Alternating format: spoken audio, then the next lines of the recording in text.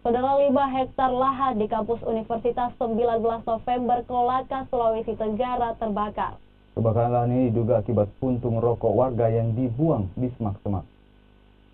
Api dengan cepat merembes ke beberapa lahan kering lainnya sehingga kebakaran lahan di kampus Universitas 19 November makin membesar.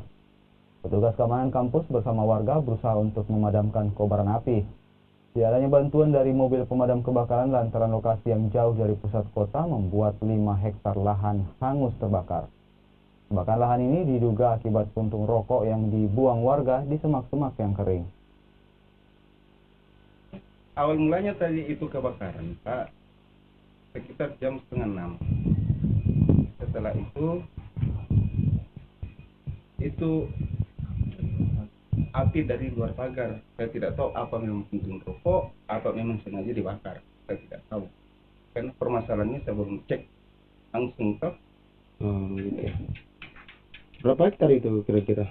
Sekitar 5 hektar kurang lebih.